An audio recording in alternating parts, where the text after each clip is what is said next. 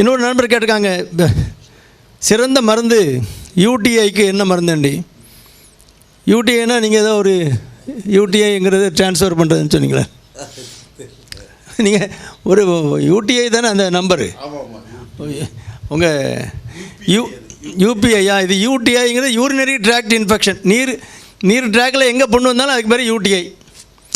நல்ல மருந்து தண்ணி தான், அவ்வளோதான். நல்லா தண்ணி ஒழுங்காக குடிச்சிங்கன்னா வராது. நான் சொன்ன அதே காரணம் தான், ஸ்டோனுக்கு சொன்ன அதே காரணங்களை பார்த்துக்கணும். ரெக்கரண்டாக வருது, திரும்ப திரும்ப வருதுன்னா ஒரு கல்ச்சர் சென்சிட்டிவிட்டி, அதை யூரின் எடுத்து கல்ச்சர் சென்சிட்டிவிட்டி டெஸ்ட் கொடுத்து அது என்ன கிருமி இருக்குது அப்படின்னு பார்த்து அது எந்த மருந்துக்கு கட்டுப்படுங்கிறத கண்டுபிடிக்க தான். கல்ச்சருங்கிறது கிருமியை வளர்க்குறது, சென்சிட்டிவிட்டிங்கிறது அந்த டிஸ்க் வச்சு ஒவ்வொரு மருந்துக்கும் டிஸ்க் வச்சு எந்த அளவுக்கு அது அதனுடைய வளர்ச்சியை தடுக்குதுன்னு பார்த்து இது ஹைலி சென்சிட்டிவ், இது குறைவான சென்சிட்டிவ், இது ரெசிஸ்டன்ட்னு கொடுப்பாங்க. சில மருந்துகளுக்கு இருக்கிறத கண்டுக்காமல் அந்த குரோத் இருக்குன்னா அது ரெசிஸ்டண்ட்டு. கொஞ்சம் தள்ளி பக்கத்தில் வரைக்கும் வருதுன்னா கொஞ்சம் மாடரேட் சென்சிட்டிவ். அந்த மருந்து இருக்க பக்கமே குரோத்தே வரல, அந்த பாக்டீரியா வளர்ந்து வரவே இல்லை அப்படின்னா அது நல்ல ஹைலி சென்சிட்டிவ்.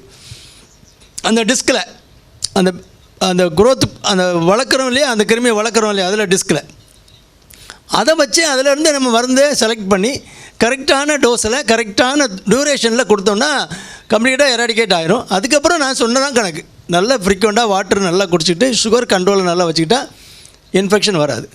யூடிஐக்கு நல்ல மருந்து தண்ணி தான், அவ்வளோதான்.